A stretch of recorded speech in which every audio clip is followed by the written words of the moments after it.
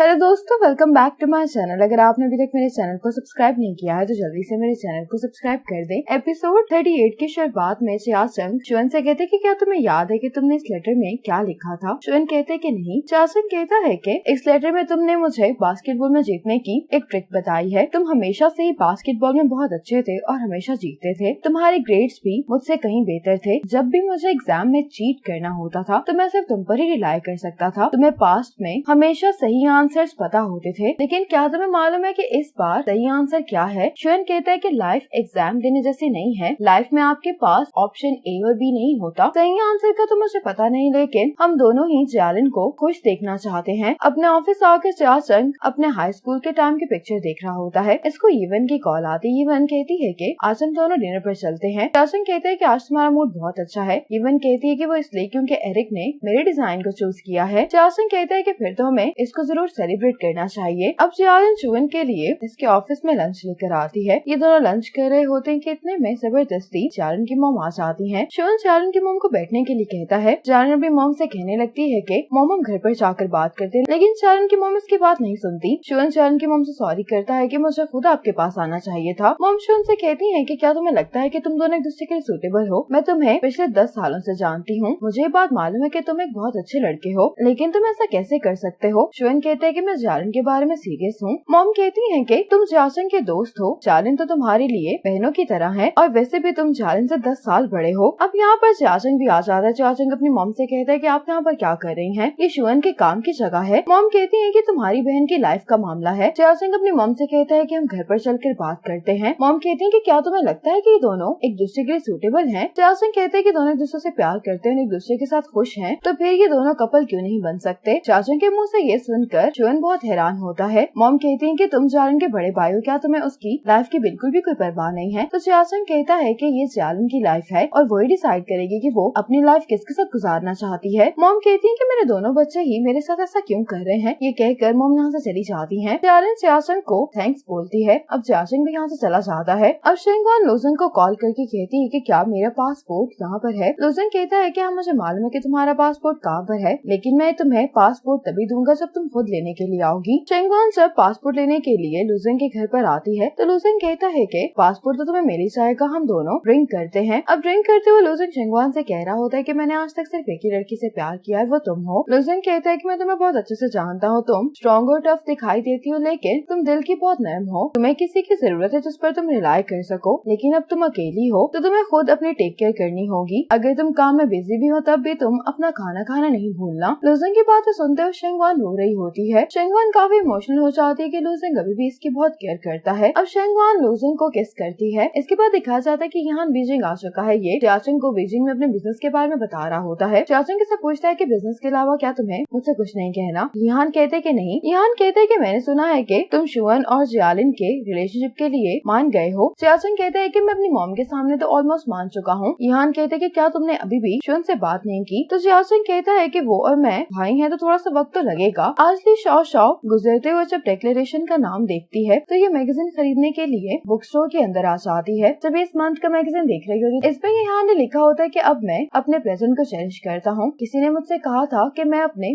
Past में जी रहा हूँ और जिस पर्सन ने मुझसे ये बात की थी अब वो भी मेरे पास्ट का हिस्सा बन गया है। ये पढ़कर ली शॉ अपसेट हो जाती है। आज शुअन जिया की कब्र पर आया होता है। ये जिया से कहता है कि तुम्हारी वजह से मुझे मालूम हुआ कि सच्चा प्यार क्या होता है। मुझे आज भी वो सभी मोमेंट्स बहुत अच्छे से याद हैं जो मैंने तुम्हारे साथ गुजारे हैं। शुअन जिया से सॉरी करता है कि मैं अपनी लाइफ में आगे बढ़ना चाहता हूँ। इतने यहाँ पर फ्लावर्स लेकर चाचंग भी आ जाता है। चाचंग कहता है कि जिया तो मुझे माफ कर दो, उस दिन मैं तुमसे मिलने के लिए नहीं आ सका। शुअन चाचंग को यहाँ पर देखकर हैरान होता है तो चाचंग शुअन को देखकर हंसने लगता है। अब जयालिन खुशी खुशी चाचंग के पास आते कहती है कि तुम इस पूरी दुनिया में सबसे अच्छे भाई हो। चाचंग कहता है कि तुम्हें आज क्या हुआ है। जयालिन कहती है कि मैंने सुना है कि तुम्हारा और शुअन का झगड़ा खत्म हो गया है। चाचंग जयालिन से कहता है कि तुम चाहकर शुअन के साथ टाइम स्पेंड करो। जयालिन खुशी खुशी यहाँ से चली जाती है। अब ली शॉ और यीहान अपनी लाइफ में बिजी हो जाते हैं। यीहान कहता है कि मैं जितना ली शॉ को भूलने की कोशिश करता हूँ उसकी मेमोरीज और भी ज्यादा क्लियर हो जाती हैं। आज यीहान जब वापस होटल आता है तो अपना बैग रखते हुए इससे गलती से फोटो फ्रेम नीचे गिर जाता है। इसके अंदर ली शॉ